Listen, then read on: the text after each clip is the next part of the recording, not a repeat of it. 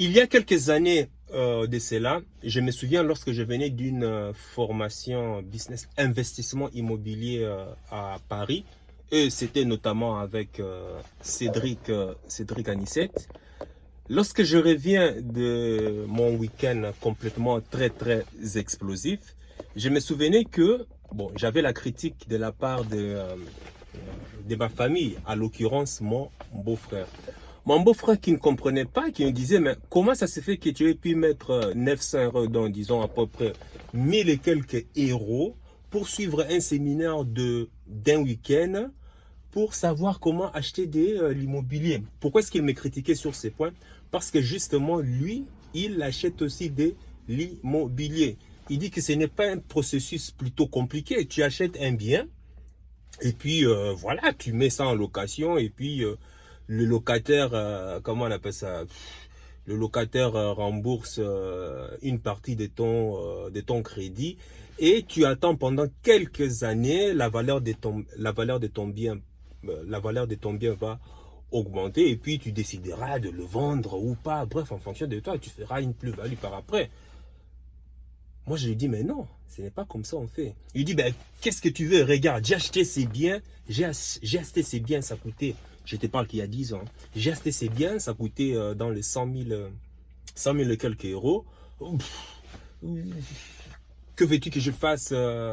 Comment veux-tu que je puisse gagner de l'argent tout de suite? C'est impossible. J'ai dit non. Moi, ce que j'ai appris au séminaire, c'est que tu peux déjà commencer à gagner l'argent déjà dès maintenant, à partir du moment où tu achètes. Parce que gagner de l'argent, c'est fait à partir de l'achat.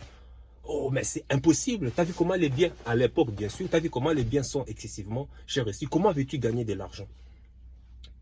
Ben, sur ce point, on ne s'est jamais compris justement avec le beau-frère, avec mon beau-frère. Bref, pourquoi est-ce qu'on ne se comprenait pas? Et c'est ça justement la mentalité de la masse, de beaucoup de gens qui ne veulent pas, qui sont constipés mentalement.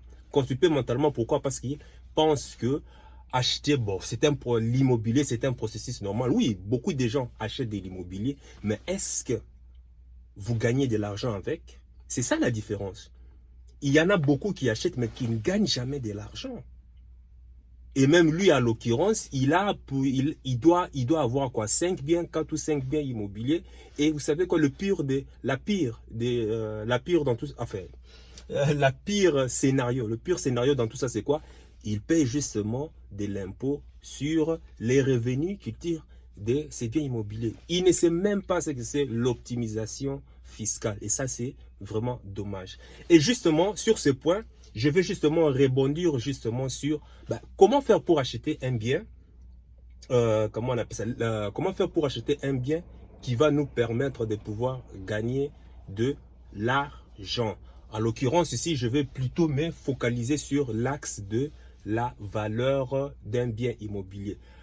Qu'est-ce qui influence justement la valeur d'un bien immobilier? L'appréciation de la valeur d'un bien immobilier. Parce qu'un bien immobilier peut être déprécié ou peut être aussi apprécié. Déjà, il faut savoir un truc.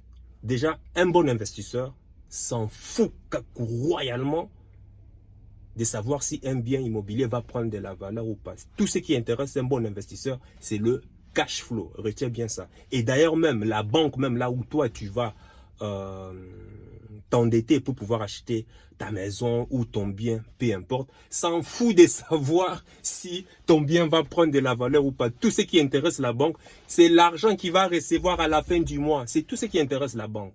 Voilà, c'est tout. La banque s'en fout. Et d'ailleurs, même s'ils savaient même c'est quoi le business de l'immobilier, ils n'allaient pas rester là, derrière leur banc, en train de taper à longueur de journée des chiffres et des lettres sur leurs ordinateurs pour savoir si la demande est positive ou pas. Donc, ceci dit, il y a des éléments qui influencent justement la valeur de biens immobiliers. En l'occurrence, ici, déjà, quand tu achètes un bien, l'un des premiers éléments qui vient justement en tête, c'est quoi? C'est l'emplacement. L'emplacement ici sera déterminant. L'emplacement ici sera déterminante pour savoir.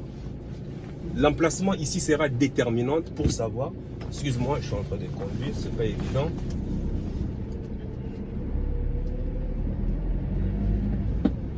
Donc, l'emplacement ici sera déterminante pour savoir si ton bien immobilier, notamment quand tu l'achètes, lorsque tu vas le mettre en location, est-ce que ça va te générer justement, ça va te générer du cash flow ou pas. Pour ça, les bons investisseurs se basent justement, se basent sur des éléments comme où se trouve l'emplacement de ton bien. Est-ce que ça se situe dans un endroit où il y a plus de commodités, par exemple des centres commerciaux, la gare, les arrêts fréquents des transports en commun, tous ces genres de trucs, fait en sorte que potentiellement ton bien peut générer de cash flow lorsque tu vas justement le mettre justement au service du locataire. Et puis le deuxième élément aussi qui est primordial lorsque tu veux investir dans l'immobilier, c'est de savoir à l'endroit où je vais investir, est-ce que la demande locative est importante ou pas? Parce que beaucoup de gens, à l'occurrence, justement, c'était ça le cas de mon beau-frère. Il a acheté un bien immobilier dans une région où, bon, voilà, où la demande locative n'est pas vraiment aussi importante que ça. Donc, forcément, il ne savait pas comment optimiser, faire en sorte pour pouvoir retourner la situation. Parce que oui, il peut arriver que tu achètes un bien dans un endroit où il n'y a pas une forte demande locative, mais tu peux utiliser d'autres stratégies qui peuvent justement te permettre de pouvoir bénéficier des revenus, gagner de l'argent dessus. La demande locative est très importante parce que c'est ça justement qui sera déterminante lorsque tu vas pouvoir justement déterminer le prix du loyer que tu vas mettre au service de tes clients. En l'occurrence ici, je parle de locataires.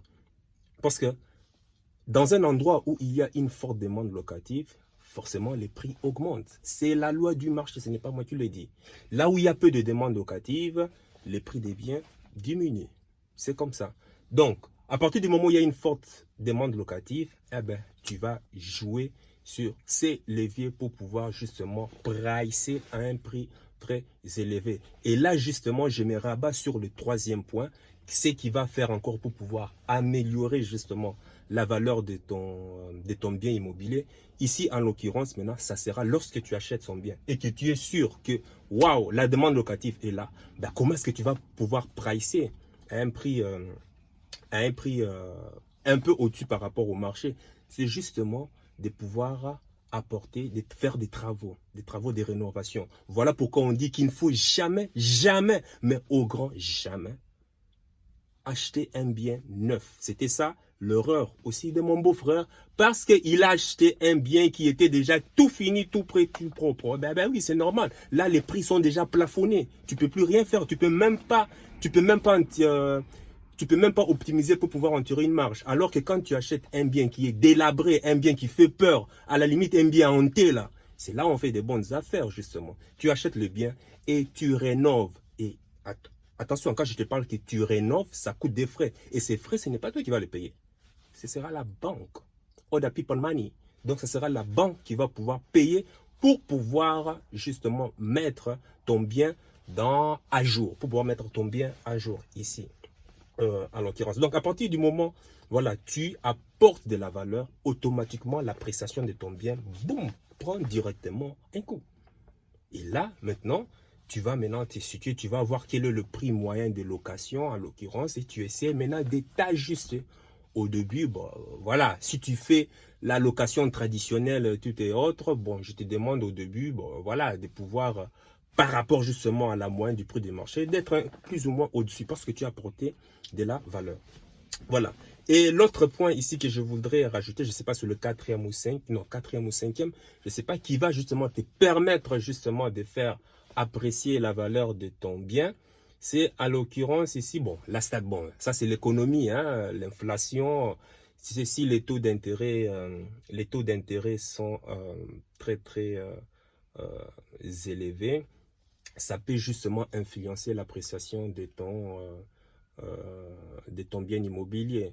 pendant, par exemple, cette crise ici a montré malgré tout que la demande, la demande d'achat était très élevée. Donc, forcément, tu t'en doutes bien que qu'est-ce qu'ont fait les propriétaires? Ils ont aussi augmenté. C'était la folie. La folie. Je me souviens à Paris, on passait de 2000 € le mètre carré. Aujourd'hui, c'est à 5000 € le mètre carré, si même plus. C'était la folie à partir du Covid. Mais la Covid, ça a été la folie. C'est la folie. Bon, en plus, bref, ce sont des zones aussi très tendues. Mais bon, c'est spécial. Donc, tu vois, il y a tous ces éléments. Et puis, l'autre élément dont je voulais parler, qui est aussi, qui peut faire augmenter la valeur de ton bien, aussi, ça, c'est le temps. Bon, quand je parle du temps aussi, c'est de faire comme monsieur, madame, tout le monde, quoi. Ils achètent un bien, ils se disent qu'après 20 ans, 25 ans, justement, on sait dans toute l'histoire que l'immobilier a tendance à croître, hein. La valeur d'un bien immobilier a toujours tendance à croître. Donc, forcément, ceci, comment on appelle ça, peut faire en sorte que, tu vas attendre des années, pour pouvoir justement, peut-être si tu veux revendre ton bien et en tirer une plus-value. Ça, c'est ce que la majorité des gens font. Mais toi, par contre, je ne te conseille pas de le faire. Oui, c'est-à-dire à partir du moment où ton bien génère déjà de l'argent, oui, il faut le garder aussi longtemps possible. Voilà, il faut garder aussi longtemps possible. Et tu multiplies tes biens. Tu commences à agrandir ton parc jusqu'à ce qu'un jour, tu vas pouvoir utiliser ce qu'on appelle l'arbitrage. Tu vois, ça se passe comme ça. Et voilà, moi, c'est tous ces éléments. Peut-être que j'ai oublié d'autres éléments qui peuvent influencer l'appréciation d'un bien immobilier. Mais bon, bref, toi, dis-le-moi dans les commentaires. Hein, tu peux ajouter ta pierre à l'édifice pour pouvoir me dire, selon toi, qu'est-ce qui peut encore faire, quel autre élément peut influencer la valeur d'un bien immobilier. Donc voilà, c'est tout ce que je tenais à partager avec toi sur ce sujet. Et dis-toi ceci, avant de te lancer dans l'immobilier, peu importe, il faut être accompagné. Enfin, si tu t'intéresses à l'immobilier pour pouvoir justement gagner de l'argent, automatiquement, il faut se former. Ne fais pas comme mon beau-frère. Il achète des biens immobiliers, mais gagner de l'argent, c'est pas donné à tout le monde. Ce n'est pas donné à tout le monde. Donc, retiens bien ceci. Donc, il faut toujours se former, il faut toujours suivre, regarder les gens qui sont déjà sur le terrain, les gens qui ont déjà même fait des erreurs à l'avant. Donc, ceux-là vont pouvoir t'éviter justement à faire les mêmes erreurs qu'ils ont commis. Donc, voilà, c'est tout ce que je tenais à te partager. Et puis, sache que ton cœur, c'est déjà ce que ton cerveau essaie de comprendre. Suis la voie de ton cœur. Il connaît déjà le chemin. Ciao!